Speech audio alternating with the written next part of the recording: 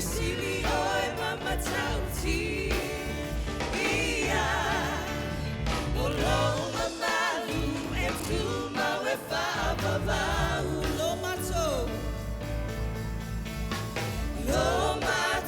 tua le tama le alo le anganga paia e sili sili oi mama tauti ia o lo mamalu e tu mawe whaavavau lo mamalu hallelujah o lo mamalu e tu mawe whaavavau ale mele abeso talanga pati le tuole ne tai hallelujah familia le asalo ma amen la mele e fasange tamana e o tafa fa malo atuai ono tato o maule mele ko bitis fluiva le mafaina felo ai fale tangata amen la mele talo e out happy father's day familia le asata ma hallelujah la tato sauni e bato tato bi inga ono tama tato tamale la o io mafua e aso fa pea amen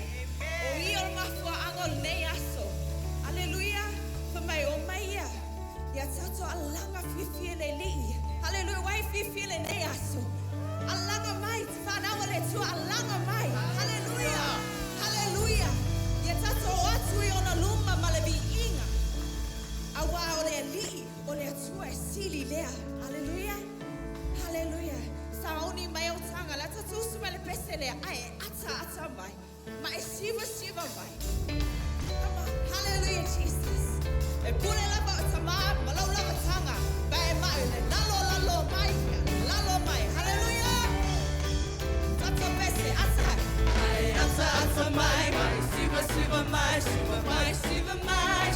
siva mai Ue o valu lo siva mai Ia la li sa tope pese ma fa feta ai ata mai hallelujah e ata mai siva mai Ue o valu lo siva mai Ia la li sa tope ma la tata siva mai le dei sai hallelujah siva mai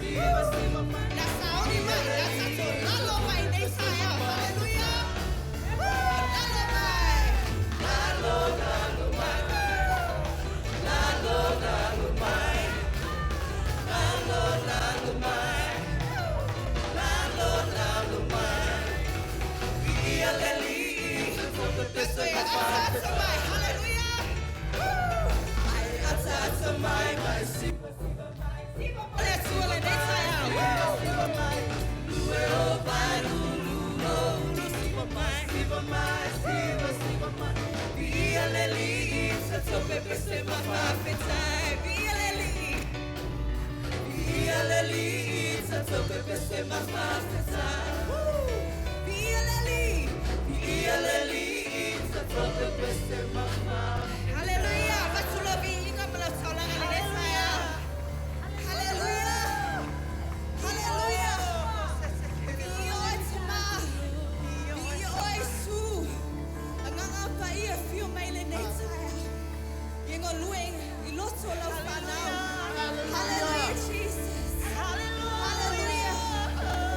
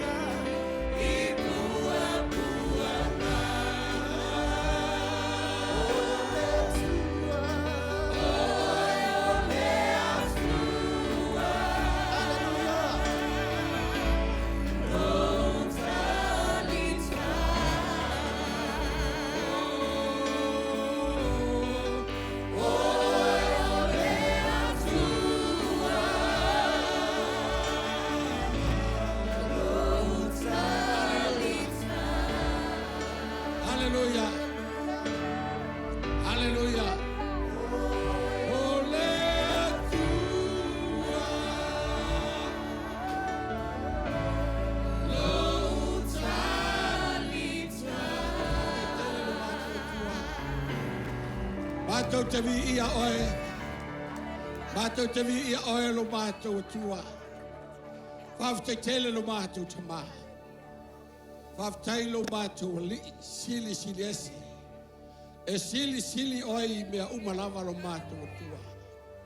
O oe na e whai ai mātou e o mai e vivi. Whaafo I le vi inga ia oe lo mātou atua. Talo lo mātou atua le nei tai au. Ia tupu I o mātou loto, lo mātou fia fia, e avatu lou vi inga lo mātou atua. Mātou vi ia masanga vi ia oe lo mātou atua. Nei, maso uma o lo mātou ola. Haleluia. O le suafo Yesu. Amen, amen. Hallelujah, hallelujah. After worship team, be here le tua. Matangofie. Malelei le vi ingo le tua. Tato falroi da le nei afilnei taeao. Le mamalu. Sili eso le tua. Aisea. Ona ua amata le taeao. Ile taimi sa fweta tu prayer meeting. O ina ana amata i o na sau. A fio mai le nganga o le tua. Fatungui na le mea nei. O tatu mai il taimi ne o tatu sauninga. Ai, o manta pena i le tua. Saudia i le tua. Mea le uma mo i tatou. Aleluia. Aleluia. Ia, fafeilo i atu. Tatu aiga le nei tai ao. Fatalo fatu. Le mamalu ma le lasi. O le tai ao le nei. Papitol fatalofa i tama uma. Aleluia. Se o tama uma lao leo te vai o tu iai. Se o tangata alolofa i le atua. Tangata fia i le atua. Tangata ua iei le nganga o le atua. Te tasi fo mwhairo na asia le mbanu o le nei tai ao. Whai oi whamanu ianga i te todo i mātou. Ua mawhai ei mātou. O no batu ole atili. Ori atili o mātou loto. Sanga whaafo ilwe inga i le atua. Tatalo whaaptoa mo le tamaan whale. Matina, sunga le apostolo. Beisa tina ia safo. Ba Helen. Ia e beisa foe le vsenga. Ma lasi. Whai whao i whatalo whaafo le sunga ia pet. Wawan whailo inga. Sa whai malanga o ia. Ia e whaaftai langa le leo le atua tai mai. O vai atu piwa ngai le anu ale whaiwhao. Peu tau nusi ai. Ai o da ole manatu mo lo betua. Hallelujah. Hallelujah. Thank you, Lord. Ia whaftai au ia i le tua. Tele mele leu whaia le tua mo i tātou. Ia ina nei umil taimi. Ia le nganga lava la tau ia. Ia lava le taimi mo le upo le tua. E wala watu tina. Se isau sei. Whai atu se vaenga fo i le tātou taulanga ma se furuai. Hallelujah. Ma se pati mo tamaiti.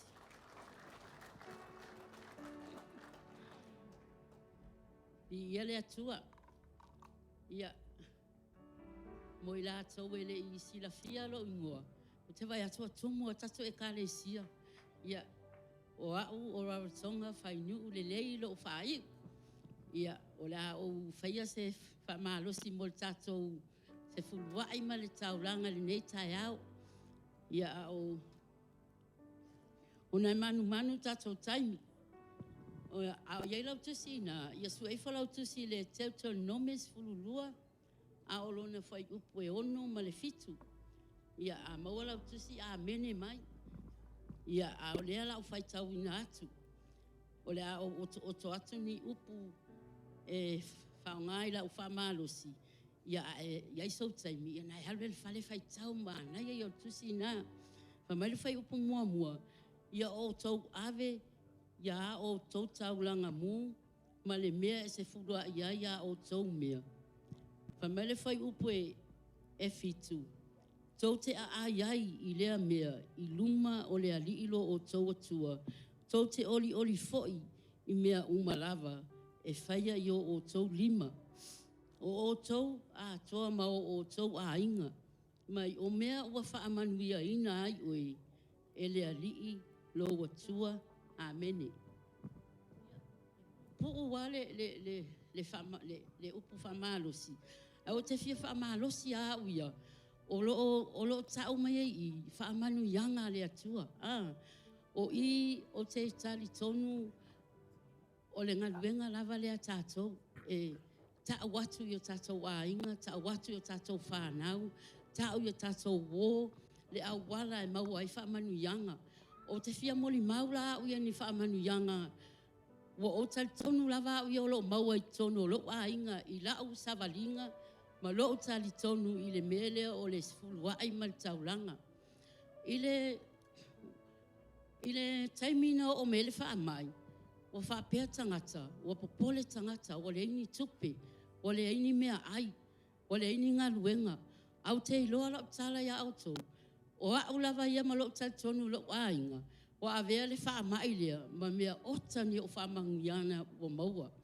Na o apalai i le tupele maua ma le malu. Te loia inisi o te iloa o te le, o ele tatau ona o maua le tupele. Ai maua mai le tali. E maua lo pengfiki. O taimi uma o te tango whai le maas fulu ai. O ne maasani ana usia o maua. E na o le tasil ma in kamal tama. Na o tama e maua langa pensionga. O le pensionga tama. Na o le fase lau ono fulu le fortnight. O tango loa wha atapo le. Wha fonga mai o tau le winga o wha manuyanga i tau tala le upo le atua. O tango loa wha atapo. O sa umalawa e maua le tupe. O tango wha atapo le mas fulu wai. Ai te lon men whai le atua. Na tango le atua wha atapo mai le tupe le wa o maua mai le malo. Ia wa wha atolu wina la ma tupe.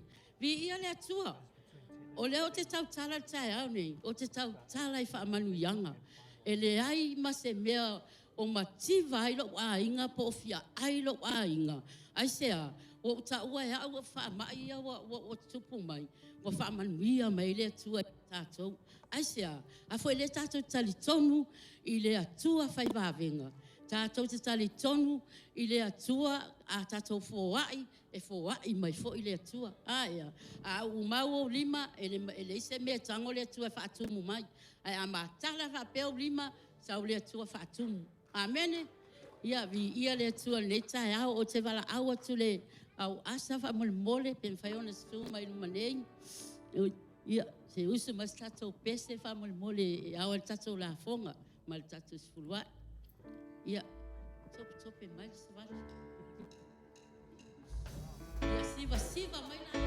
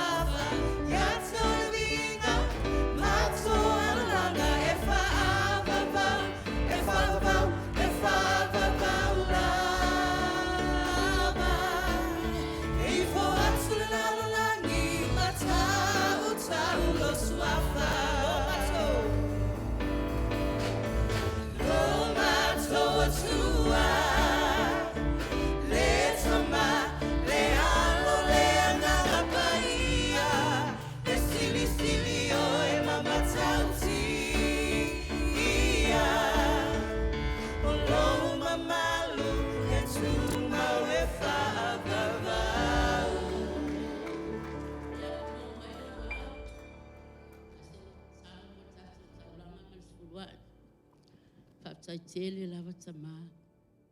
Tai le atua nei tai au. Mātou o mai foi tama nei tai au. E watu levi inga ma le whaftai ati oi. Mātou o mai whaftai atu o mātou loto. Ona o fua o mātou lima. O fua o ngā luenga tama. O fua o lo walofa. E whaapea ona whaatino ai le mātou au nanga. O ia i loa ai tama le moni mātou walofa i ati oi. E whaatino i mea mātou te whaia tama. Whaftai au whamanuianga i tono mātou a inga. Whaftai au whamanuianga i tono mātou whanau. Tama mātou talo nei tai au. Whapea ona whapa ia le tau langa lau whanau tama. Lo lava swafa Yesu. Amen. Ia vi ia le atua. O te lola whaalulua taso po kalame. Ia o la o wal awatu le tama ia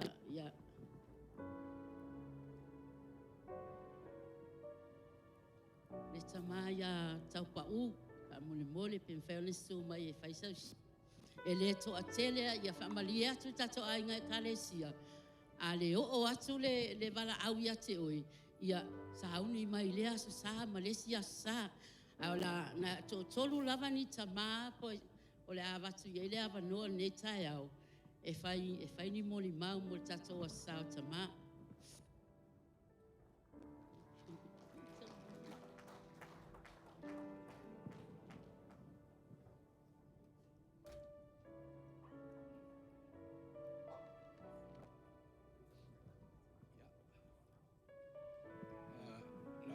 Ta watu e lo wa pine o sao ni mai o le ana fai mai ia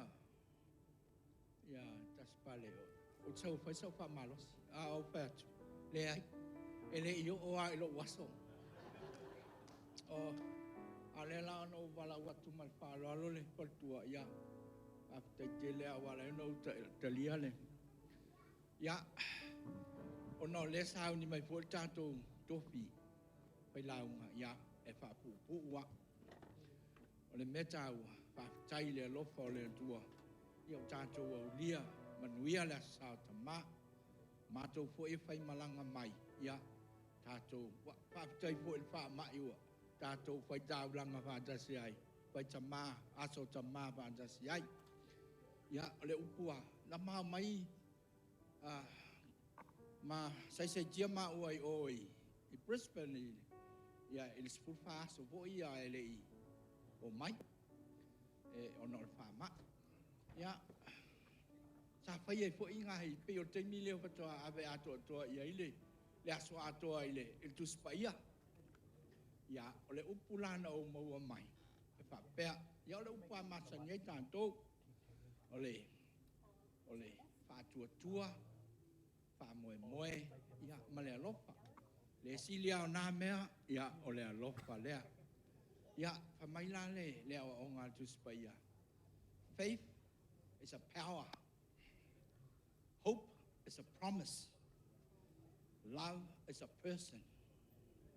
O wapoi, o le atua, o le alofa lava ia. God is love. Ia, o nele sili eile alofa i mea umalava. Pa tai lo to walo lofa. Ia matou ta ma. Pa mua pa tai tina. Wa ana le tau sia matou e nai tina. Ia, o ta masalo ele au dia mai e ta ma le aso nei. Ia o lea fa tai nai tina. Ia fa tai fo i nai fa nau. Wa o tatou fa nau wa vetuli na i solo i pe au.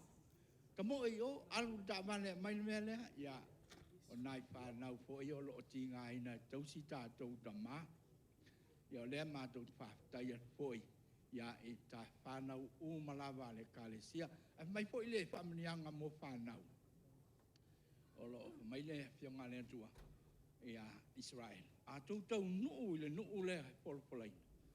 Ia tau fai a tau whanau. Ia a o tau whanau. Ia la tau wiloa. Ona o whaamanuia leo lea tua. Ia tātou whanau. O le whaamanuianga la le whamai lea tua. O te poa ia tau whanau le atamai.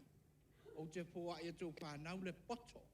O te foai fo ia tau whanau le mamalu.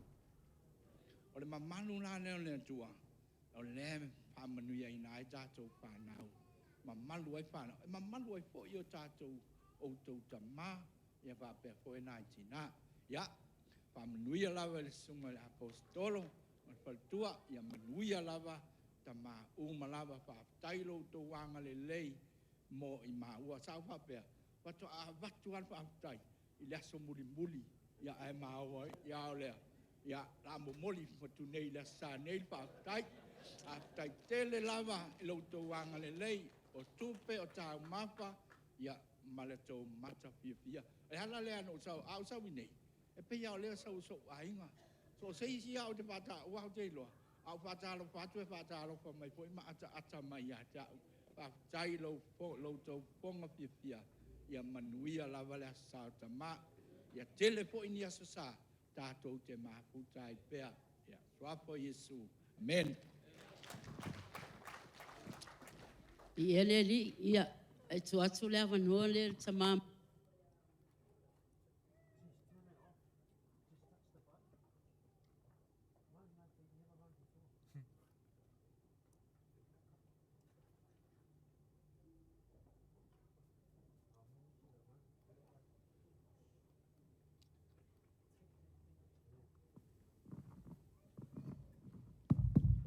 Ia, whai matiti lo mai a awa whatulo umal taimi wa uma wailo.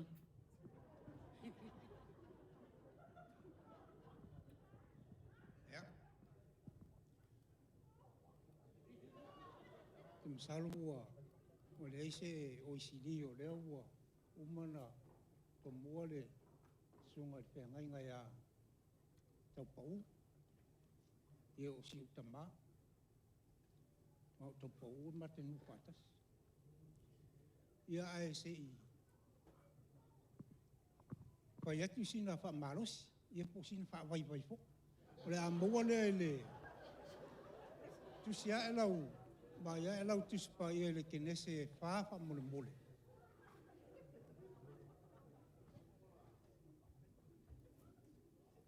nesse mta o poe fa ia a le foi poe fu mal fitu le a ma waile pa marosi ia maua ia na fa tau mai le pa mole lava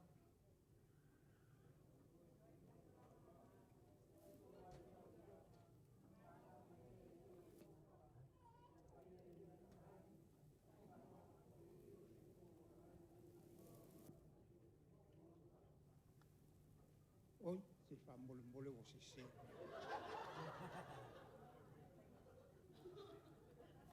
o le e soto fa al foi u po su mal fitu fa mole mole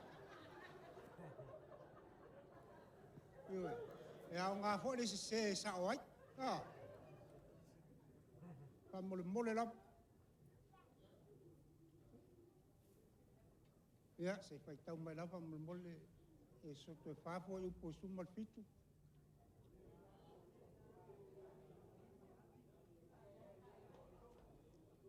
ia na wo sa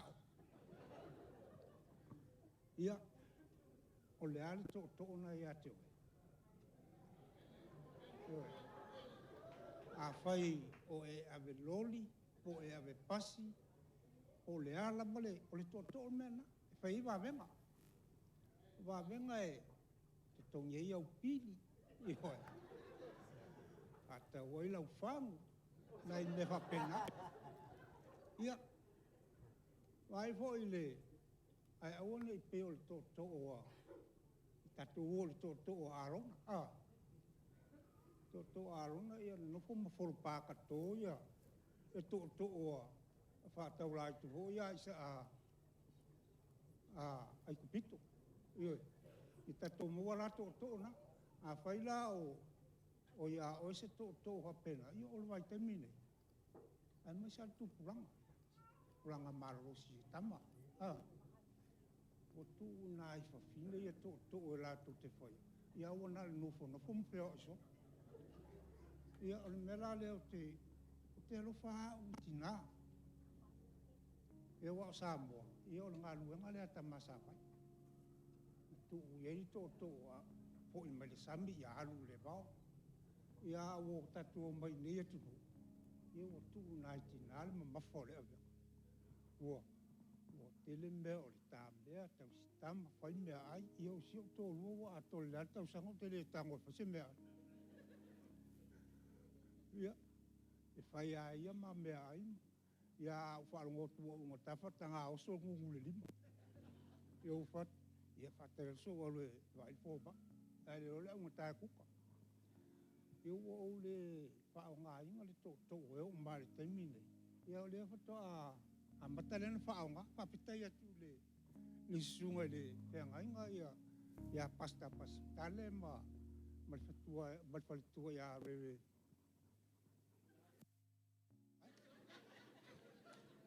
ero tonga o mawole ava no tura ia tua ilumane ia ai o te pa pitai atu le tua o no tato mafuta mga pitau soifua maroro ina o tato mtai nei tai au tai o fo na mai nei tai au fo fa popo ia so tato wola io mo vai fo malava no tati tu fa pe ia au me le wala uta te le tu mane ia fa tai ya tu le sunga le pe ngai le wala au ina fo yo au tu la ya tu fa ya tu fa malos ia ole fa malosi tato tama ia ole lava le tua ia o tatou whanau a tatou whanau o le pale li ia o tatou tama.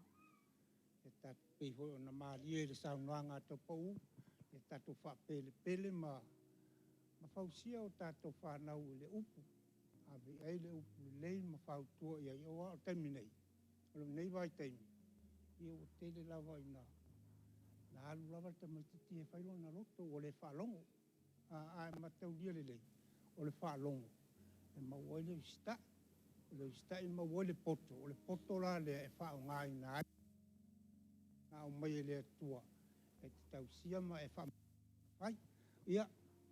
O se wha malosi lea e. Pupu e watu nei taimi ia. Wha manuia le tua le sa tama. Ia ma whamanuia hoi nai tina wawa tau hoi na tau hoi tina o tama. A wawa whai umai tina ia ngā tama. Ia e manuia le na sa tama. Mai se pati mo pola. Ia au te loa la tuatu le avanua le tasi i le tama lea mai Samoa. Uma ia ona sauni mai lea o le pese a le koneki a tutua tasi ma e whamanuia i fwoi le tama o le lātou o le tatou a inga ne tae au. Ia ona tatou o atu le upo le atua. A la watu le avanoa lea i si o tuangane le o tu wheau whainu ule lei.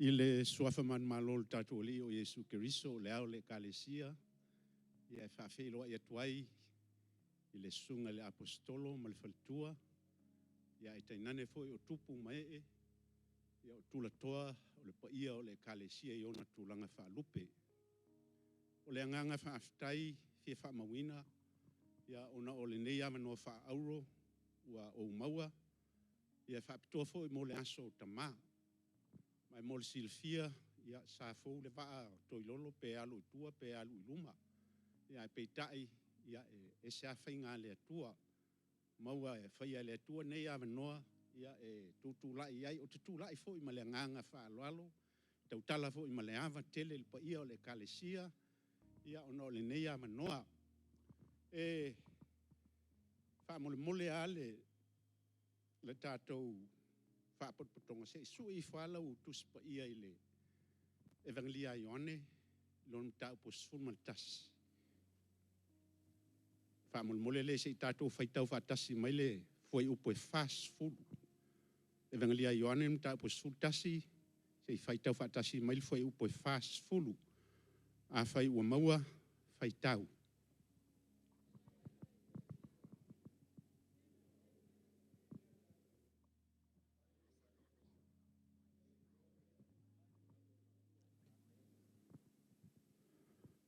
whaaftai ia whamanuia le atua e tusa o le whaitau le na nga whionga pa ia.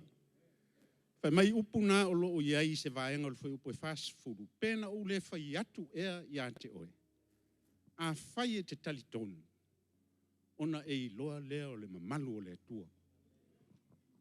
O le upo moni lava e tautala malenganga whaalolo tasi le nei i tū vai o le tangata soifua. Wa fai ma fa tu ia o le soifua tau ma fai ma le soifua au auna i le atua ma lona finangalo e ala i lana ngaluanga.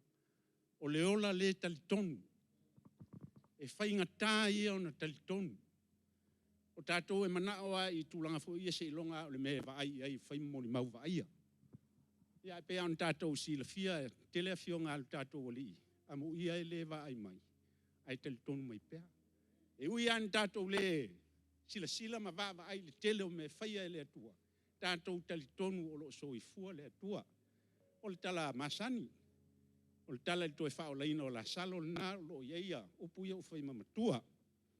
Ta tia ia la le aso la salo. Ai fo i maia sa u whaamtalanga whaapito au ngafa ia te au. Silisila mai a tonu e pofo i lau tō silisila lo tangata o au tu whiao e lia, tu whiao o lo ngu o solo o tausanga e luas futasi o ye E ono sfulu valu, ia tausanga ua whaipoipo, ia mai to fitul whanau, ma le anganga whaaloalo. Ia o tau te sila mai esel mānai o, whai mari saunoanga la apostolo nei a tia utai au, oka le mānai o lo la ei. O whiatu vi ia le li, o le upumoni, o le pae ia o lo suti, lo lava. O to tonu o lo tangata, ma le anganga whaaloalo, o tangata ang sala. O tangata ang sala, i le ato toa i lumo le tua. Ai ua o fia moli mawina i le nei tae au. O mea ua whaia i le atua mo au, talu lo tau ai tau nuu mai Australia. O ua whaono na usau New Zealand. A le temi mua le whaoto au tu vai New Zealand, ai Australia. Le aso sfulu ono February. Tau nuu mai ai Australia nei. Ia ai alu le lockdown ni le. Ia mati. Ia lea lae neva solo ai a whapene i nei. Le o ilol tūlanga o iai. Ai o lo o langa, o se o langa e esel whaingta. Whapito au ngawhala au tala i le vaenga i e lua o lo o langa. O le skaleti, ma le pia. O pomoni lava o te le mai tau tala vatu le malupa ia o le atua le sulsunga le apostolo. O lo o langa, tau sanga e afe se lau ono sfulu lima. Na ulfale i le kolisi o sangato Iosefo i le topa. O inana amata i ona ula. A leu te aonga. Whai uina la wa onga le afi se lau no iwa. Ua wha te te le ala ula. Fitus fulu o ulfale le matanga luenga o leo. Wa atili ai tai tolu pepa Rothmans i lautanga. A le alua la unupia wa le tawhiwhia. Mato maftanga mau matua, o fiu matua. Tu lau pia, tu lau skeleti. Le mfai. Whapupu lau tala o mail ma maftanga mal mato ainga le no mai i. O tele nfai mai a tea. Ese lau leanga. Ape atu lau pia ma lau skeleti. No fatu le iei. Whawheno usta i a te oi. Wa uma pena o lau tina ma lau tama. Sa tau no usta i. A oe o lau tolua. Ele silia ila la upu o upu ale so na fai o le upu moni le ta watu no wo mai nei la solusulo no February Australia ma fe lo ai male uso le vatu le sunga le il fai fe au fa fe ngainga ma fa tua ya tonga mato ma futa no piki mai ma u tonga ile ta le sa kasi ala talan fa ya tonga si ta fe tua i se liquor store fa mole ya no wo fa tu le ai fa mai tonga o le si fa tau se ni ma pusa se tolu pusa a wo te i le tala tonga ango o te tu o failo no tofi fatu mali o le tofi o a fa mai o le u fa fe au Elena tia vatu le tapo inga malu ma le malu le tua. Instead of pusa e tolu, na le six pack e tas. Na maya six pack. Tawa na tali ai a le ingunga po a le mea usa we fai. Le ako a mafe ilo ai ma le uso. A le o pepa skaleki e kumula ukanga. Whapupu lau tala o mea te tele na whaia ele atua. Talu lau taunu mai. Laso sfutasi o kuso. Laso sfutasi o kuso. Lesu malisunga le whaife au. Na umau lau skaleti sfuru lua il po. Il po le aso sfutasi. O whiatu la tonga. Le afi le tutu el tato o ngā umuma. Tutu el tato tulinamu. Whai mai oi ua. O le aso mulmuli nei ua. Musuia ia o le nganga o le atua. E o mai le teimi nei. E leo se upu a mane ai. Whaaftai le atua i lo wolofa. Whaaftai le me mata tia o me te saunia mo lo mato wola. E uia o no mato tangata le ato toa. O musuia e lo nganga.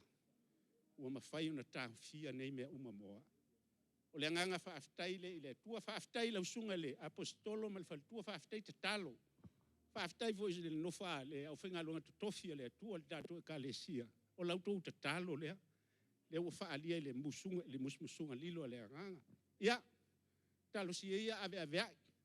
O le atua ia e le aia se malo si o tātou e whea iai.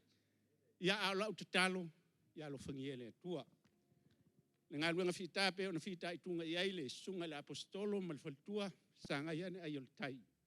Ma walto whapa ia mai le atua, ia wala ngā luenga whitape o na whita i tunga i tono nuu ma le kalesia. Lo whangia le atua lau whainga luenga tutofi, ia lau tō ngā luenga whasoswani ia wale na mawha le nganga, maua lau tō malosi le tino, whaasile le nganga ma le mawhawhau. Ia wala ngā luenga whola. Lo whangia le atua tupu mai e o le kalesia, ia le whale polu tōwhia, le malosi o le kalesia, ia o tō mana ia le ngā luenga whaaftai ngā lulue. O tō le whai o leo te mantua le tala le whaiwhi au, le si a sa. Ngā luenga nei na whaiwhai, tu ai e le si a inga sa ia le tatua kalesia. Whape uo ese. Ai o mawhai upu, ia onela ia, pe whawhena tongile, le ngā luenga. Ai o sau o tilo ngā luenga, lau tala i le whaiwhi au leo taspale, oka. I le mawhai e le matou nuu solo se ngā luenga whapene. Io. A mawhai fo e una o le mena na amata ele atua ai o fo o fai ai solo lana ngā luenga. Ai pe taile ngā luenga nei malo le sua le apostolo whaftail whatotoa lau whai ngā luenga. Ia i manuia ia tele la sautama ia le tātua kalesia. Tai lava. Ia la tuina atu lo le awa noa i le item tina. Ia, mana ia pia wha tope mai tatanga o tatou taimi. Ia na le 5 minute watu tō item. Ia ona tuu lola ia i le upua le atua.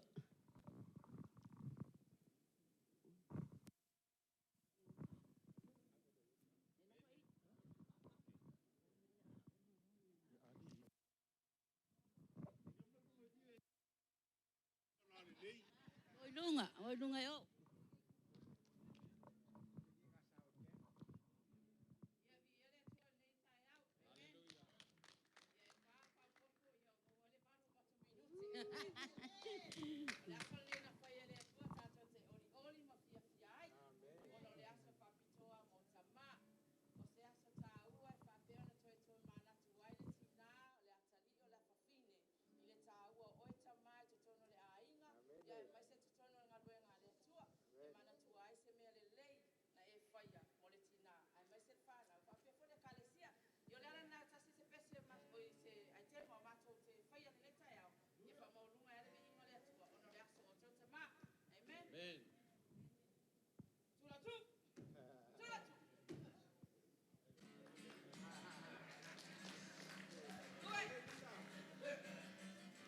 Yes, sir.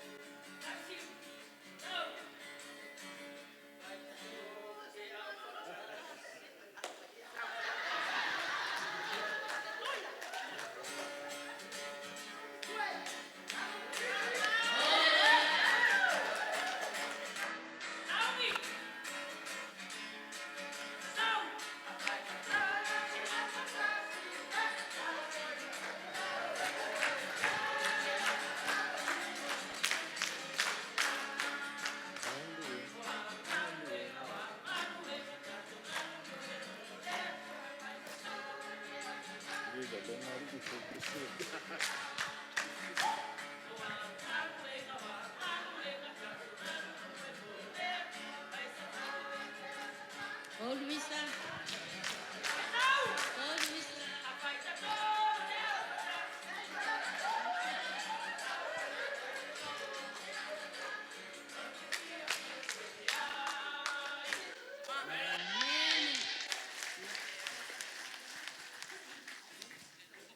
Oh, makokai.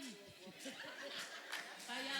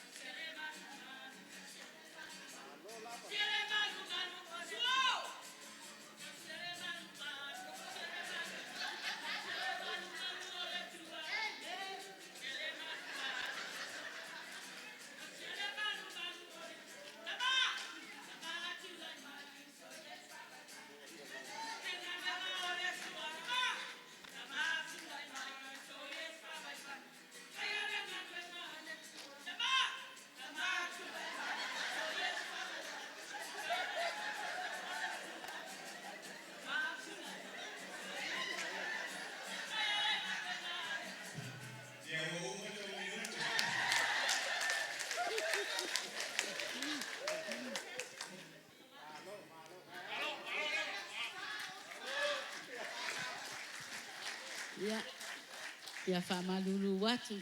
Tato e kalesia pe ale o atu le wala au. Ia la tato sauni e whalongo le upo le atua. Mene. Hallelujah. Hallelujah. Amen. Ia le atua. Mai le pese a tina ia tamatu la in mai tina u whaavaivai. Tama ia tau walolofa i tina u whaavaivai. Ka malolosi tina. Ia e atalofa atu fo i tatou ainga ma toi whaamanuia atu atili le a sao tama e tatou ainga. Tama uma lava o le tatou ngā luenga. Tama matua, tama whiololo se i o lava i tama. Ta lofa fo i tama o fale, tama i a safo. Ia le ngata fo i lea ia o ise tama o maua maili nei whaasara launga, nei sauninga, nei taiao. Ma tau te whaatalofa atu, maufo alofa atu. Nisi o loo afia i le coronavirus, o loo whai lockdown i ate utou. Ia le avea le lockdown ma mea e whawa ailo tūlanga o le tama e tonu le ainga. O le tūlanga tama o se tūlanga e ave iai le whaaya ea, ave iai le wha mua. Whaftai ei lai le tua ilan tausinga. Ia e ona ina e tātou tama uma e tonu o tātou ainga. Ona o ngā luenga ma mea silisili e whaia mo tātou ainga. Le ngata fo i lea o tonu kalesia. E walawa tu sunga le apostolo ia Safo. Safo se suma ilo sunga e tu mai i le whamul mole ilo sunga. Ai mai se pati tama e ona ai tātou tama o fale, tama fale nganga. Le voi ia Fartua ya Helen, can you come up here, please? Are you with me, Helen? Can you come up here, please? Ia vese pati mo la ua, ma tua fale, tatou ona ina ngā luenga le lei, whanga ina o le nganga. Ia ele ngata fo ilea, ia o ilatou uma mai Wellington. Ia safsoson i aita mama le tina fa le nganga i sue, latou a vasi tulou, latou a inga. Ia whaftai, manuia le tua. Ai maise le tū lei. Ia whamolia tu le nganga whaftai a te ulua. Whangaina o tātou kalesia whaftai mo le vision na o mai ma ulua. Ia lea ua lau tele aile maa lo le tua i Brisbane nei. Manuia le tua i a te ulua. Poso Safo ma Helen. Ia ile anga leo le tua i a te ulua ma whaafualoa le lua soifua. A wā le tau abeina o ngā ruenga. Ia, ma lo le.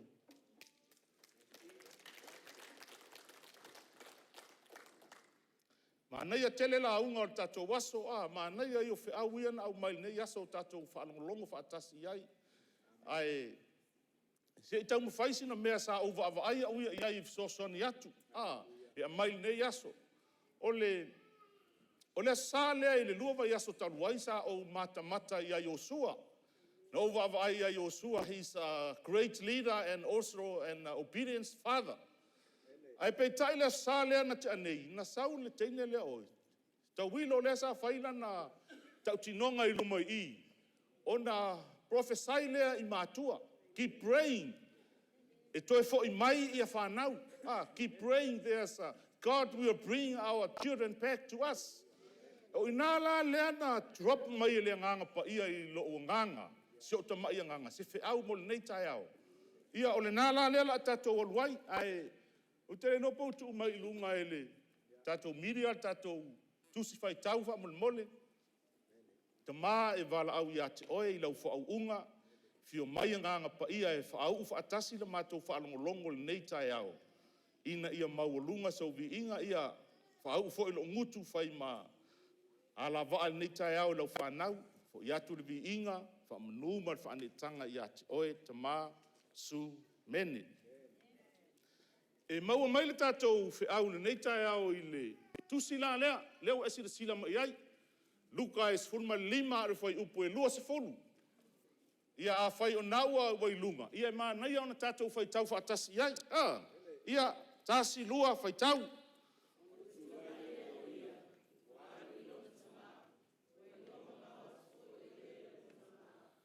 Muti vale lea o lona lofa. Ua mo e atu ia. Ua fusi I ate ia, masungi atu I ate ia. Ia vi ia le atua. E pei o le tusi lea ua masani ai tātou o le māmoe na se, o le tupena le iloa ma le atali I lea ua toi maua. E pei o le tali atu lea Iesu I le au farasaio ma le au tusi upu. Ona o le sili ma vaai ua sau Iesu ua alu milo ma aifa atasi ma tangata sala. Ai o le lato manatu. O Iesu le sau o le tupu ma le whaaola o Israel. O le vai atu le au farasaio ma le au tusi upu. E ese la le tu ai ngā tupu e sau alu tangata sala. E tauna lua tu e whaila ko kengi. Mantua fo le au farasaio ma le au tusi upu o tangata wha fia mi o tonu. O le lato nau ma lasa te tau ona luatu Iesu I lato. Ona lato whamaila le vai tangata le sau ai ma tangata sala. Ia peila o whaata oto la ia lena tali atua Iesu I le vaenga lea. Ia ai o le whiau le nei tai au mo tātou ia e maua mai le ui wha mau oa ia po o le tamana na alu e wha mau oa le ainga. O le whai upu le te tangatanga ima I ai ia o inae maua ai se au tū mo tātou. O le tamā lofa, o le wha punga le nā lean wha alongo fo I tātou nei tai au. God is a person, love is a person. God is love. O le atua alofa. O le atua alofa. I to tonu a inga o le matawhai oi lea le tamā o le o ina o lona a inga I ala o le atua. A o ina I le alofa. O ia e ave I le wha mua lona a inga. O le tamā e whai mawa ainga I mea umai to tonu o lona a inga. E wha moe I le a inga. He's the provider of the family. O ia e whaamalia ina mana onga uma o le ainga. Ai o le mea sili o na tāua ma matangofie. O se tamai loa o na o aolo na ainga I ala o le atua. Ma le alofa wha le atua. Po le ale o mai o le whaamai. O le ale tele o whaingatā. O le ale vevesi mai o mea o mai. E ao o pea lona ainga. Ai se a. A wai ei le taimi e alu ma o ai le tama ma le teine I le ainga. E ei le taimi e mamao ai le tūlanga ua o iei le ainga. Ai a o mai whaalawe lawe ia. E mua ato e tau le mawhau le tama marteine. E sili alo a inga o loo iei le alofa o le tua. Ia o le tala o maasani le tala lea o tātou whaalongolongo iei. Whai mai ua tūlai ma. Whai mai ua toe fo'i le tama. O te mana o la ia ave ese lo mawhau ma le ui. Ai tātou va ai matiro tilo. I le ngā luenga le tamā lofa. O le tamā alofa. I think this is the main character in the story. O le alofa o le tamā. O le alofa o le tamā. O le alofa lea na sa wai Yesu Tu le iva farisai o mtusi upu ai arusa ili mai tanga sala. O le alofa lea na fio mai ai nganga paia, su ele koin lea na maua. Ia whaire pāti oli langi. O le alofa fo i lea wha le tamaa. Lea na mafu ai o na talia ina le toi fo i mai o le atali. O le tamaa alofa e tumu le loto wha mangalo. O le tamaa alofa e tumu le loto wha mangalo. Au mai tonu e amata mai la le tātou tala noanga i tonu o le Papua. Ua uma tupe na alu maritama. O le ai ma se mea o tutoe e wha mai ua o le onge i le nuu lea. O na whaato a mativa leo le tama o le eise mea. O le eise tupe fia ai. A le tama loa lea no fo le nuu lea wha mai whainga Papua. I alu loa maritama la i titi no fo i. O le ngā luenga la lea ua whai ua alu loa whanga pua. Ua tupu la le manao pe o le tala e masani ai. Ua tupu le manao le tama i mea ai pua. Ele ngata ina manao i mea ai pua ai a ua mangu pua ai maritama i. Ua mangu sai pua mangu Papua. Na alu ese ele a inga ma le tama alofa. Ma le nanamu matangofie ma le lelei. Sa alu ese ma le manongi sau matautia le lelei. Le ala fo ilea na muri ai ia tele o tangata ma fine talitane ia te ia. Ile wha maunga o tupelea na aruma ia. Ona ole manongi le lei o le tama. A lea ua o mai i le tala. Ua mangu pua a le tama. Ua manongi pua a le tama i tutonu o le sai pua. He went out full and now he's empty. Na alu ese maritanga tupe, a o lea ua sau marekanga e whangai pua. Na alu ese malona tofi o ia o le atalii. O le tofi o le atalii, o ia o le atalii o le ainga. A o lea ua fo i mai whamaila ntala. O le a o walu e whai ilo utama. Aua le toe ta ua au o se atalii. Ai a whai o iai se ama noa au nei o. Wa lava le nau te ngalua iai tu tonu le ainga whai ia au. Ai se ana toe manatu ai le tama ma toe manatua ia mea. Leanga fo i lea ua uma sa o ina i o e lona tama. Tasi ale mea na o mai le mafau le wii. Ele i tepa i o i whawhine tari tane ia na wha mau ai o loa. Mo se fsosoani. Ele i tepa i ana uo. Ele i wawa ai fo i le tama loa lea e ona le whanganga pua lea e alu whangai pua. Ai na wawa ai i le fale i le fatu o le tama la e whaatari me le fale. Na wawa ai atu i o le ta atia ai le alofa o le tama. Whai mai, ele tele ea mea ai au na alu tama la e whaula la i le fale. A o au lea ua mate la inga la uoti i le fia ai. O le mea la maa na ia lea ua o mai ei tātou. Mai ua iloa atu e le tama, ua sauna e le tama fa mai, ua iloa atu e le tama. Tama ai, ia le lei lau wa ai tu tonu o lo ainga. Tama ai, ia le lei na tātou wa ai. Tama ai, a to e fo i mai le tama, pe to e fo i mai le teine, ia le lei na tātou wa ai. Pe to e fo i mai uncles po o aunties, o ai lava to e fo i mai, ia le lei lau wa ai. Vai le lei o le wa ai le tama. Na i loa le lei le tama, lea ua fo i mairo na talii ma le loto salamo. Na i loa le lei le tama, ua fo i mai le talii ma le mafau suia. Na i loa le lei le tama, ua fo i mai le talii ma le loto wha amawalalo. Ua tāpena mailo na wha ato esenga, e sau wha ato ese i ateia. O le ala lea na wha amangalo i le tama. Tama alofa e iai le nganga lea o le loto wha amangalo. Tama e ia te i tātou le loto lea o le whaamangalo. Ia mawhai o na whaamangalo a tātou walo ma tātou whanau. Mawhai o na whaamangalo se tasi o whai maavenga ma mawhai a te oe. Whaamangalo. Le lei tele le ai o le tama, ia ana o tātou la. Masani ai tātou le nātura o tātou. Ua ai a kua ese mawholinga. Na ona ai atua le tama ua malama le situation la e sau malona talii. Tūro i lunga la mena whai. Se maa la mea, ia, ese le lei o tama. Tama e la. Tama e, o le taimi o tatau na tātou tāma moe. O le taimi o tatau ona whaatumuina i tātou le supernatural power. It is time to start running. Aua tātou te nofo. Ua o mai le taimi te tau ai ona tātou tāma moe whaafeilo ai.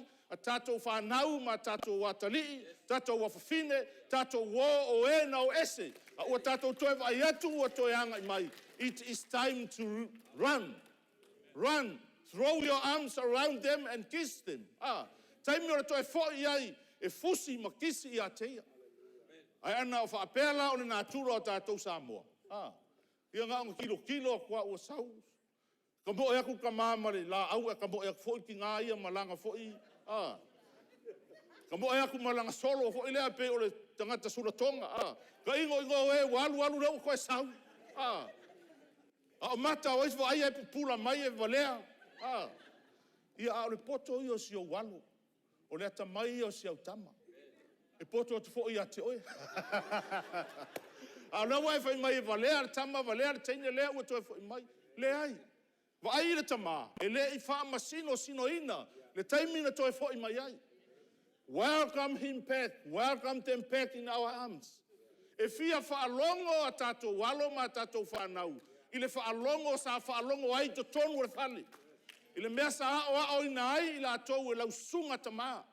E fia whaalongo I le manongi o le alofa ai to tonu o tātou ainga. E fia whaalongo I le maru o au. E fia whaalongo e fia ta oto o lau whata. Le anga lea sa lau pala o ua sala mo. Ua whaali I ai le mana o le atua. It is time to turn back home. Ia, ta lia tama, ta lia tina. Aua tātou te whaamasino sino ina a tātou whanau. Le ngata fo I lea o tātou au ainga. Ta ngata lotu, a tātou wō. Aua tātou te whaamasino sino ina. A whai ua o mai, ta hau whetuli I ai e fusi mai. Ta hau whetuli I ai e fusi mai, ma kisi ai. O nisi o taimi tātou te ngona ina I a inga Samoa, le muanga ngana lea po le upu lea whai mai ka ingo e po se tama ai. Ia o si aua alo na whanau I fo I lo manawa se I tulou. A whaalongo mai la tātou a inga tua oiwe mai, le ki oa la kuri so o le o se kama le ungari isi mea le. E ta tau ona le lei le tātou wa ai. Wa ai mua le next door le tau tiro mai whai eisi tātou whamatalanga. Wa ai mua le a inga lea pe whaolaina pe le whaolaina. Ne whai atu stala o nā whaina ai lea o la tau nganga. Le tioa la. E whaasavali asi mea I kai a umalanga I leo se kama boi al vaya. Ia si o walo na e tinga ina e aputi ma tausi lelei. Ta maa ai. Welcome them. Au mai la tau I lau fata. Au mai e tatou walo ma tatou whanau. Toi whaafo I mai le file mu sa I ai mua. Sa o ina mua ai oe. Whaafo I mai I le alofa. O lo to ina I te tonu le ainga. O le mafu anga fo I lea o le toi fo I mai. Ona o lai loa e tātou whanau. Le ai le lava se mea e fi le mu wailo na loto. Ma mapu ai. Na o ao mawhana whana. Na o tonu o tātou ai. E aware ta mo e atu ma le salulima. Ta mo e atu ma meanga. O meanga nga whai Samoa. A o ngei leo koe whai ai ngā mea. Aware laulaua na I tātou whanau e vāle lea. Le ipopoto I a tātou whanau. E ata mamai. Nisi o taimi I le leila o vaai, awana I pei o le vaai, eli lena vaai ai. Lai ta talo hana memu ngutu, tu ina atulo na loto I le atua, ai whamai eli o nā. I le leila o vaai. I lopo o lai tau memorize lana whaato e senga wha Samoa, lenga ka koe le ilo whenga ngui. O lai kau wha Samoa langa whaako e senga, e sau ko okuri o kako ruma me whaako e se mai. A rau whamai kako vaai pei le anga le uru, lai kau kala mai nga o iai o. Oi pei ai lele. Pei ai o nā, o whamatalanga nai o mai ai le ai. O lai tā pena le lei se ngana Samoa whai ngofie. E sau ai e tala noa mai I ate oe. E mo mori mai ai le whaato e senga, ma le wha mau la luronga. Ua fo I mai ua salamo. Ua fo I mai e le toe au ngāo na ta ua o ia o se atari. Ai a maua se ava noa o le au au nau te au na ai ate oe tama. Ta ua au o se tasi o au. Tama ai. Tātou whaava ai atu ua mai a tātou whanau. Ua toe fo I mai I ai tātou. Tātou tau whetuli I ai. Ta moe I le alofa, awere ta moe le ita. Ta moe I le file mu, awere te ta moe male nganga whau I toe tuli I al whanau. O le alofa e ono sa I le alofa.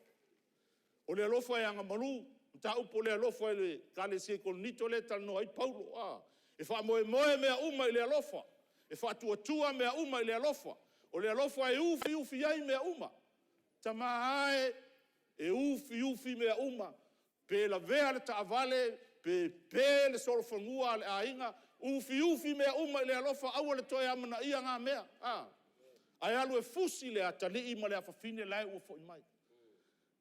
Watu a fusi loa, au fo i te alu watu ki whaalongo aku esel mangongi lai e le fusi a le ai. Whaalongo whamai o le mangu pia ia mangu a. Le ai fusi pēr. Pe mangu pia pe ngā mpua apo le al mangongi, fusi pēr. Le anga sa e mangu pia fo i oi. Sa e manongi fo i oi le manongi na. Pe sa asili atu lau manongi lea o mai mal whanau, au leo e ita. Au e te whapena ta mā, pe sau e tau le ua, pe sau fo i tifa mai, pe sau o le ale tu ai ngai ai, ia ta lia ma le fia na ia tātou whanau. Ta lia ma le fia. Au e te whamoe se vai atu ua sau masa whasima moe na whaato atalia lea. Pe sau masa kanga kupe whako a talo whaisi o watali. Fusi o le oa ai o le alofa moni o le atua. Ta lia tātou whanau pe ato e fo i mai ia i tātou. Kisi ai. Au le kisi whaalata po le songi whaalata. Ai songi ma le alofa. Songi mai lo loto. Alofa iei fo iei alofa iei. Ai le fusi lea o sau e fe mai sole. Ke kisi aku whako o le mangongi kapa. Se kisi pea iei. Songi pea ilo uso. Songi pea ilo watali. O le isi mea maa neia lea i le tala lea. E le ngata la ina welcome le tama lofa ia le atari. Ai whai mai loa lea le tala le atari i tama. O wanga sala i le o le langi a toa maulum. Mua tapa le atari i ai. Le tua lea sa o ina i to tonu o le ainga. Ua le whapea mai tama o wanga sala i o luma maluma o le tua. Always God's first. Ai sea, leanga leana awa o ina mua i ala o le atua. Whamai, ua ouanga sala i le o i le langi, a toa mauluma. Au are toe taua au so watali a vea au se tasi o au auna. Ua malie lava le tama, e ave eselo na tofi o ia o le suli o le ainga. Ua malie ave ese o ia o le atali i moni i tonu o le ainga. Ai whamai a vea au o se tasi o au auna. Au auna e le aisa na ia e tautala ai i mea le ainga. Au auna e le aisa na tonu e whaia i mea le ainga. A lea ua malia le tama, whai mai. A maua se awa noa le au auna o te au auna ai. Tama ai, au auna ai pēr i nā tama. Au a tātou te whaapea o ni tofi o na tātou au auna lea. Au a te manatu o ai ua ta ia lea ministry o ai ua whaamanuia lea tofi le ai. Au auna pēr i nā i mea nei te iai. E whaamanuia mai e iale atua le tūlanga nai ai. Le sa tā ua nei inisi o moli mau, pe ave pasi, pe ave lori o le a lava. E whaamanuia e iale atua ina, ia te oe. Young couples, tua tele a tato young couples lea ua iai ai fia i le taalonga lea o le kirikiki. Young couples, ia avea o tou o ni young couples e fia e taalo, ia ma fia e whaatino le alofa o le atua. Le anga e whaakompiti loa le whainga o mea. Oso mai loa ma le nganga o sa tani e tau mawhai. Whaaleanga lo ma fau. Ina ia maa loa lau whinau te miuma. Ia maa loa oe te miuma e te whinau ai. Le ai. E atangia fo ina le alofa o le atua i ate oe. E atangia ina le file mu o le atua. Wha maua lalo lo loto ai whai le ami o tonu. Ia ona eva ai atu lea. Iwa ua iaise a nganga e fia mai i ate oe ma. Muli mai i ate oe. Whaafetai young couples. Whaafetai i niu couples ia o ai iei ua mai. Whaafetai i ate o tou. Vi ia le tua. Whamanu ia le tua i ate o tou. O le mea la leisi mea matango fie o loo iei i le tala lea i le tamalofa. O le sau le tama ua umambea. Ai whamai le tala le tama. Au mai le ofu talaloa e sili ona le lei. He reward his son. E fo i mai ua le aise mea ua mativa ua whaalu mea le ainga. Ai wha mai, a mai la le tauli nai ave le tama lea, ave se o atari. Reward our children when they come back. When they come back home, reward them. Fia i la tau. O mai, wha mai a le tala. Au auna, a mai le ofu tata puvae, ofu talaloa tata puvae a. E sili ona lelei. Bring the best rope in the house and put it on him. A mai le ofu sili ona lelei. It's not a half rope. It's not a torn rope. It's not a second-hand rope. It's a brand new one. The best one in the house. A mai fa ofu. E leo se a fa ofu. E leo se ofu kala loa masai. E leo se ofu kala loa second-hand. Ai fa mai the best one. O le ofu e sili ona lelei. Pe a tātou toi fo'i le tamā. He is always there, willing to give us his best if we come back to him. O le taimi tātou te toe o atu ai le tamā. E sāu ni uni o ia I taimi umai au mai mea le lei mo I tātou. E sāu ni uni o ia I taimi umai au mai le mea le lei e whaafia fia ai oe. Le ofu lea sa le iloa I le amatanga. Le uru ai tangata. Nau e malama le tala. Sa le mama sa tele noa ona laisa o ofu o le ami o tonu.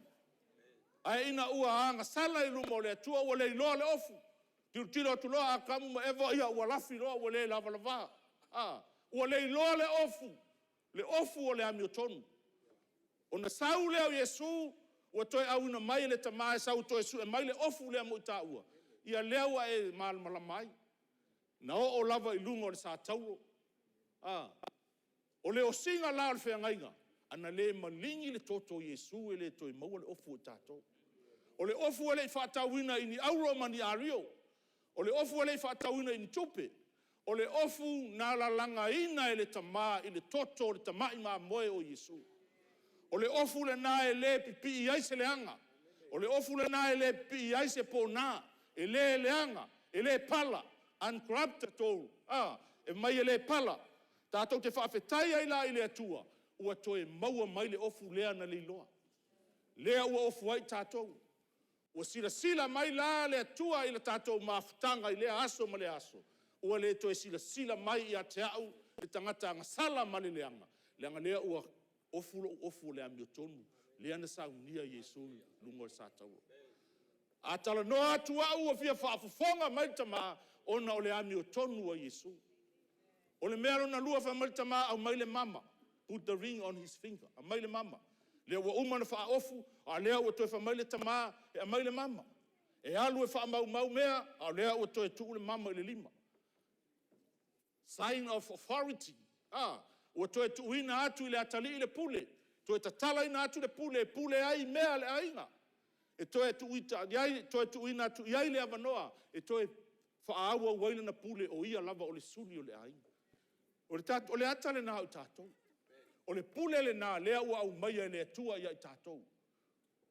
Sau Yesu a mai le pule va mai Yesu le au soo te avatu le pule ia te o tou. Tou te o ai soli ngata ma akarava. Wha malolo mai. Tutuli ese nganga le anga ua ultino I tangata. Tama ae lea ua mai I tātou le pule.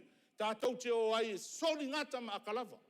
E le solia ai tangata po uru o tangata. Ai soli ngata ma akalava. Tātou wo ma tu e fasi ai le fili. Ma tu e fasi le fili. O mea ngā akalava ma mea ngā ka umai o ngata. Ia fasi ai le fili e tātou. Le anga le aise ma alosi o tātou tama. Le aise tātou ma alosi.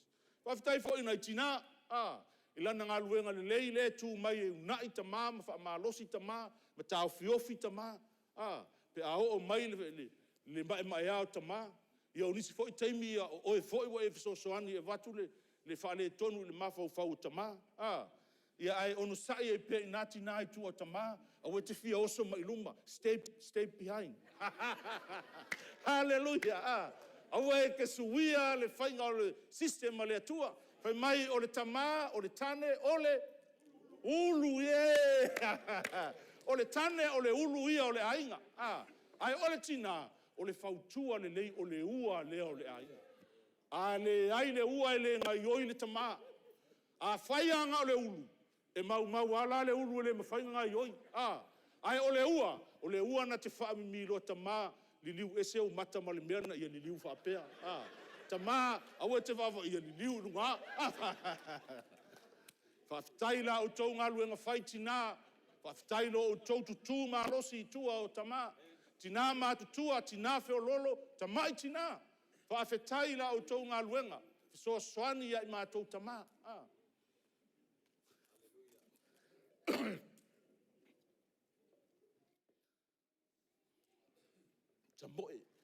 Tamoe fa loa ilo wata li ila usa. Tamoe ta tala fai toa ta maa la ua. Tu i mai le fai toa ua o mai ia. Le a inga lea o mai fa mau lalo mai lau sunga. Tamoe welcome them. Yes. O kau maku kur fa isi kurou.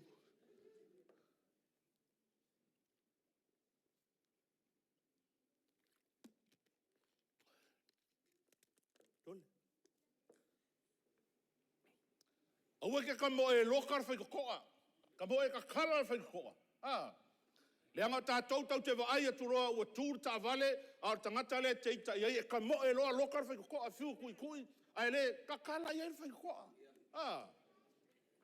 Peke ka moe loka, e luaku lave la vea solo, vai e sulu, kaula ulu ilalo, ave oe le ambulance, e unga kupu e leo whale kongu, ai ta moe ta tala, wa e ta moe ta tala, ta moe le mua, ai ka moe loka, ke anu le ako e vavela walu, i ke ua iloa mai oe le ke kongu le whale, e masani o na alu le oinga whain mea ngau le loka o le whai ko,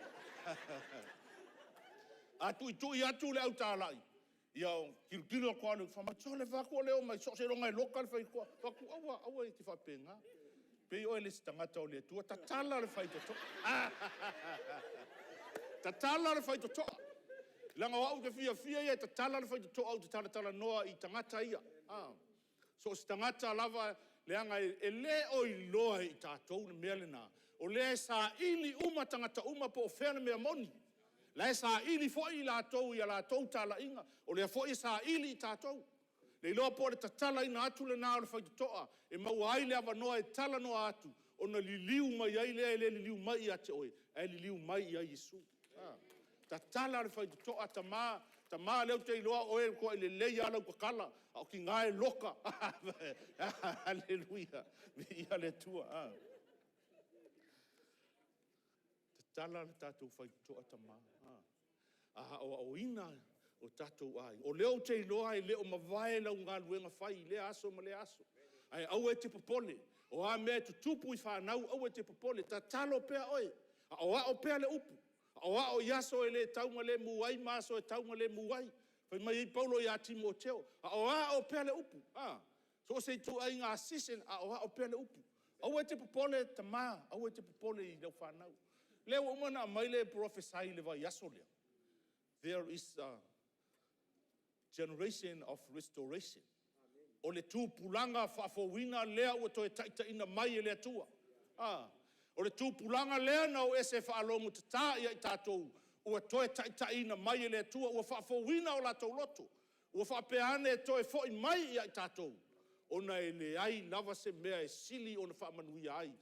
I lo au le ngale sa e au oina i le rofa sa e au oina i ala o le tua sa e au oina i le mio fa le tua au au le talo o tali i le lo grandson le sa nei me fang vai o Antoine sa faile mato lotu lai las fraile ia ona tanoro fa mal malama ia la mta upulea I fanau grandchildren o maloa leo lotu foi atuloa ia o le mta upu na fa mai leo ta maiti o ye preach o fa ia fa mai leo e o se fa nau ia papa we want to bless you ia mai leo se fa nau mai lima kakalo la ka mo Antoine mata ta talo alu le praise ba nga leo serenity manga yonke bo umi ar kakalo fa la unga o le se praise o nga o le nga menge o le talo o le faila unga ia o so mai loa mai talo serenity fa what a long prayer o ke ngia faila unga so o le fa malo longa faila unga le o ke ngia le kalesia so o le isi la mea no fa longo tu ai le talo si o watali fa mai Jesus when my papa dies let his soul come to you I was blessed Famanuia ia le o loto. Ia vai na mana ia o lea mea o tatalo mai na ia tātou whanau ia I tātou. Ai awal kuria. O mai vai o mai kakalo mai mo mātou. Come pray for us. Pray for me. Ai awal vai ai halu ia whela halu ia. Ia na e malie na e ole i le atua e fōa i maini o loa tā ua mani mea alofa a lea ua e koe kuria i sea mea alofa. Au mai mea alofa, fa au ngā mea alofa e ka kalo mai mo i ka kou se i wha mamā ka kou ma fau ka ma. Hallelujah. Ta talo mai ta maiti se i wha mamā la tātou vaai, se i wha mamā la tātou whaalongo, se i wha mamā la tātou sāvavali. Leanga tātou isi taimi ua, whamai le apostolo Paulo ia, Timoteo, tusi mua me tā upu erua. Whamai tamā a o tau ta talo, ia mua ana o ta talo o tau, mua ta talo. Ai ia sisi la kua ulima, malea, malelea nga sala, o lima nga sala la leo tātou whai whanau, o mai ka kalo se i kea le nga sala o tātou lima. Hallelujah, vi ia le tua. Ao, le alofa o le atua i tu tonu o tātou ai. Wa umala o na whai ia whailonga o reward te le tamaru nā tali. Ai iei malesi mea mātanga o fie nā iei whamai whaile ainga. Let's feast. Let's celebrate. La whaile ainga whai mai au auna. Ta pē mai se povi peti le lafu. Tātou te fia ai ma le lo watali i lea na. Oti ua toi ola. Sa leilo a foi ua toi mau. Fai se ainga fia pe ato e foi mai i le fale. Fai se ainga fia. Ai saula le tama lea nalu le vao le tama matua le farasai ona. E sauloa whaalongo mai o lai tā atu musika o lai fai le ainga fia. Fai mai lo le tama i au auna. O lea le leo lea e pa o mai. Fai mai ia le au auna. Uso lea ua toi foi mai ia lea ua fasi mai i le tama i povi. Sili o na piti. Ia lea ua fia ai ma oli. Mai toi ina o lona tali ile na oti ua toi ola. Sa le iloa foi ua toi mau. Ita loa ma le farsai o ita loa ma le urumatua. E toi foi mai ia le wii a ita le urumatua. Ua le mawhai ai o na urufale i tonu le fale. Le fale sa o ina ai le tama alofa, le alofa o le atua. Au lea ua musu le tama matua e urufale iai. Ai o le mea sili lama mana ia. Tato wa aila iai i le tama alofa. Ele nofo il fale fa mai ua ulu fafo atu fo yo ia. Ua alu iai fa ole le tama matua. Fa pe ona tu ilunga tamo e fa fe lo ile wi le fo i tu ilunga alu i fafo. Tala noa ilo na tali fa mai ua fa ole. San. Oe ke fa pe nga. E taimi fa pe na ile tato fo longa. E taimi pe to fo i mai se tangata fo ile sa alu fe lo i mua au ile fia ia. Pitau fa pe na le ata le mo mori mai. Ia po oi foi to foi mai tonu tato ka le sia e pe wo eser ka ko va ai. Pe o ka ko pula aku e pen makangi le alu o ka ko pula. Ai au mai pula ile alofa. Pula ile anga le leio le tua. Tala noa ile matautia o Yesu. Matautia o le mana o le nganga le nga lua i lo na loto. Ua mafu ai ona toe fo mai tonu o le ainga o le atua. Whanau, tato whanau nei tai au, mātua, ta mā, wha mā ngalo tato whanau. Ta mā, wha mā ngalo tato whanau. Ona ave e se ina leo le avenga ma mafa mai tato. Leanga e le tonu fo i tato nisi o taimi tulou le upu leo te whai tuai. Leanga o nisi o taimi tātou te tau te tala masau noa i le upu lea o le alofa. Ai le o whaatino ina i tātou te tonu o ainga. O nisi o taimi tātou te tala noa i le alofa. Ai whaatino ina i tātou le ita i le vā i tātou mawhana. Ai awa ai atu ua o mai ta moe iai. Ta moe. Wha mai ia Sam le vai aso lea. Na ona tua i lunga le pili oso loa pili ai sea. Ua whaamanuia ina i le supernatural power of God. Ta mai tātou tāma moe. Tāma moe i lunga o whaafitauli. Tāma moe i lunga o mea whaingatā. Tāma moe i lunga o vaivainga. Whaamālolosi ai tātou. E whaafewhea ona whaamālosi tātou. Whaatumuina i tātou i le mana o le atua. Whaamanuia le atua i a te oil nei tai au. O te... Ia mai kako au kaka mis kako pese.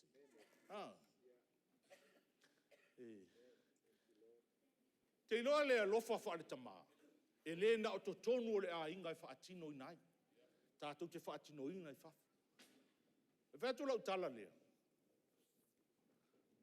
Sa, e te malamalama le tala lea o te whai atu ai. Na māwa awa ai atu i se tasi o urunga lii al tātou.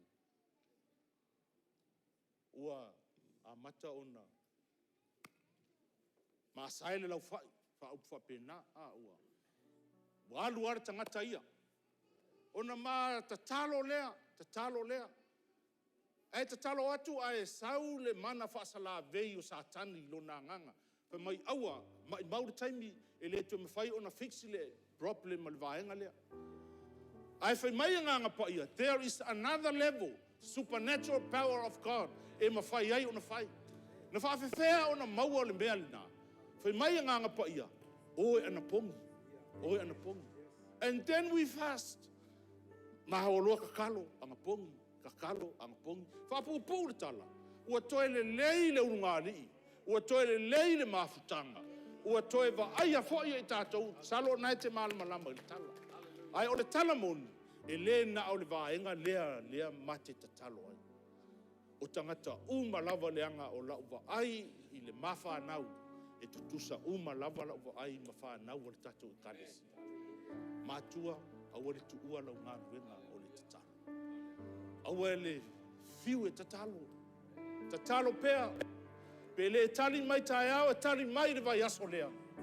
Pele tali mai le vai aso lea, tali mai le masina lea. Pele sau le masina lea, he's coming back next year. E sau le tausanga fau. Au e te popole. E tae au le nei ua whamanuia lo loto pira. Please, can you come forward, please? I think that's the theme of my message. Tama tatou pese. Hallelujah. Kama pia mita. E masani au na au fayatu isa uso o Williamu. Au e te popole. We behind you. Support oe masio wainga. Tato e kalesia o le tato ngaluenga whailina. Tato walo ma tato whanau. O talitonu nei tae au o le au lean au mai e le tua moa ona. O le taimi leo o mua leo o toe vai ai le atali i a pira i. Pira o le au whaia se tatalo mo oe. Te iloa le tala le nganga pa ia pita le nei tae au. Mai au e te popole i tala tangata. Mai au e te popole i mea e whai mai i tangata i a te oe. Au e te whaalongo i le leo tangata. Ai whaalongo i le leo le nganga pa ia. Le ale mea ua whaia e le nganga pa ia i a te oe. Whaalongo i ai, au e te tuua. Ta maua uwala au i a te oe le nei tae au. Tu ina atu le atali i ou au. O oe mātou te sulu i ai. Ua mātou o atu i a te oe awa oe mātou te mālolo ai. Mātou o atu e mamoli atu le li ia le atali i nei e tu maura whamanu yanga i a te ia. Uru fale mai le mana le li ia i a te ia. Mai lona tu mua i se ia o ma tiu o na vai. Whaaloto tele le savalinga le atali. Whaaloto tele i a te ia. Whaafouina le mafutanga tamai. Ia vi i ai o Isu. Whawhetai lau whamanu yanga. Whawhetai lau whasaulo tonga. Whawhetai le whasaulo tonga ilo na mawhau ilo na nganga ai maise o lona tino. A vea o ia ma mea whainga luenga mo o elo mātou tua. A vea o ia o se tama e tū malosi. E tamo e atu i a te oe. E vai atu i a te oe. E alofa i a te oe. E alofa i le ainga ma le whanau. Pa manuia i le a te oe pira. Yesu. Amen. Yesu sana. Yo le atu ina atu le wanoa lea i le tamai a safo. O i tatou sauniga. Yesu. Amen.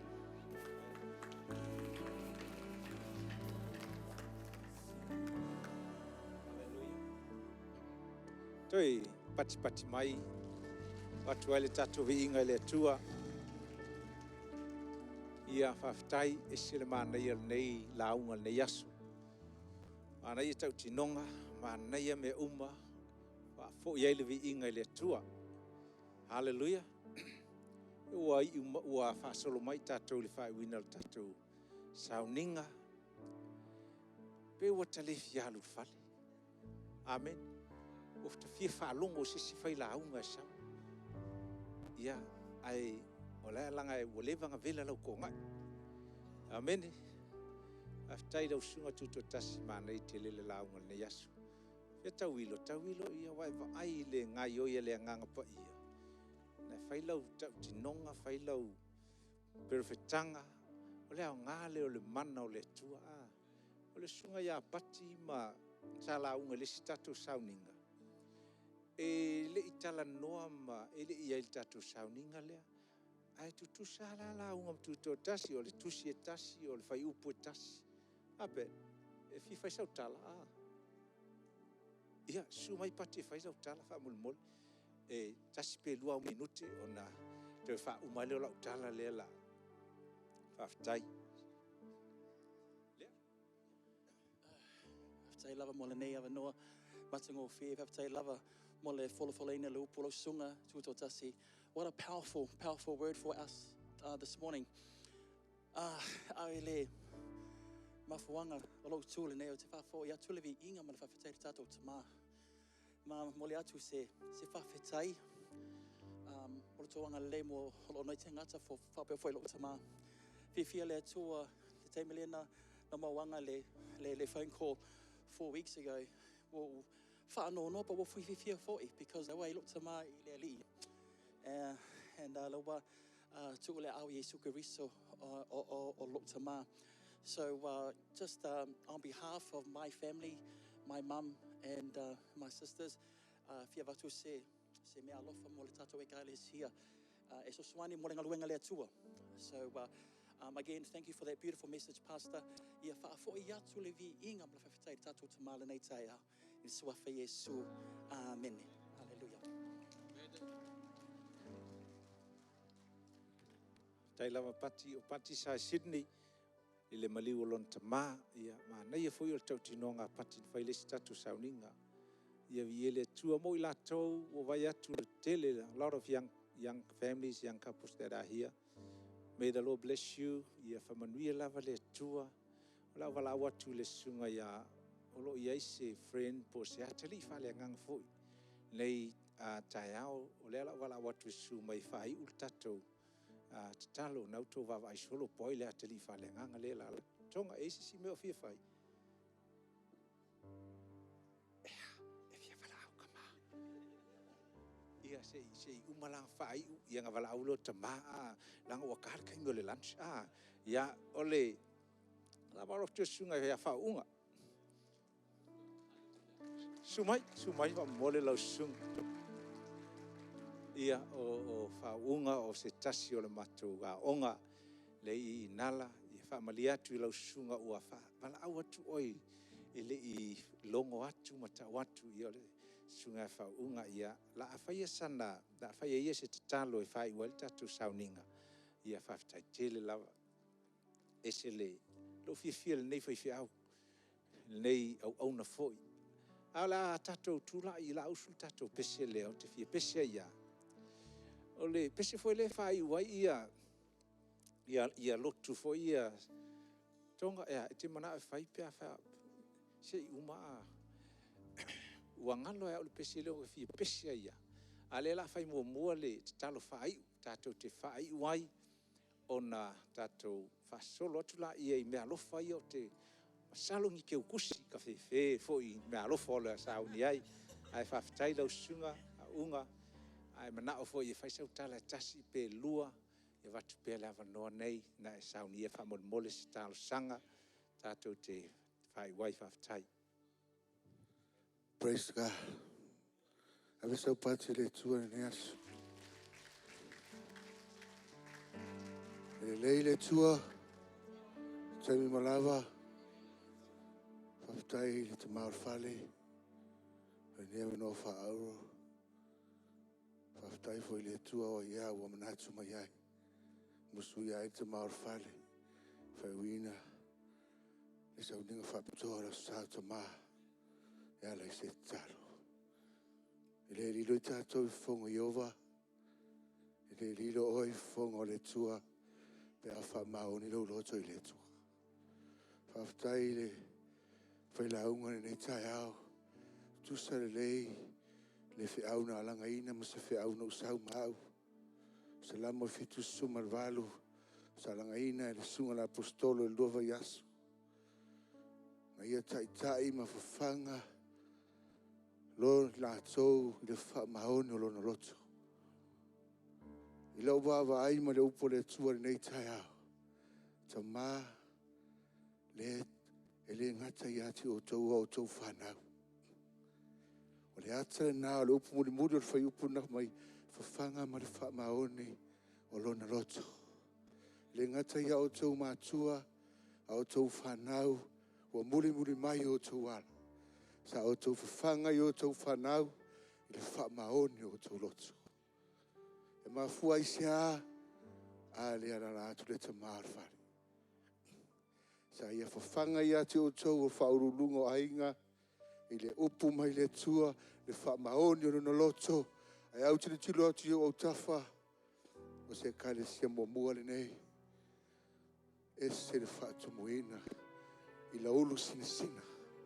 Fa me leo por fai sala mo e toi no le whalo Iova. E tupu o la ola I lato. O le atare nao whamanuianga, o no le leo le whaurulunga, le leo le administration, le leo le management. Ta upule sa whamanuia I o mātou. Ta ngatare nei luova yaso. O te le nā tia mo oi. Aisea, wapopoto o tau lima. I le fina ngalo le tua. Poto rao tātou lima. Ona le leile o tātou loto. E wa aia le sapi mai o tangata. E sapai le fina ngalo le tua. La usuma le pese. Ona o whaiwina le tusa. Ona polo a I o le apostolo I ata. Praise your holy name. Ta pena I lo loto. Wa umalau vi inga. Ta tātou a mata I le tua. Tātou te toi whai ui le tua. O ana le se noa lo na fatas. Ana le se noa lo na au I mai.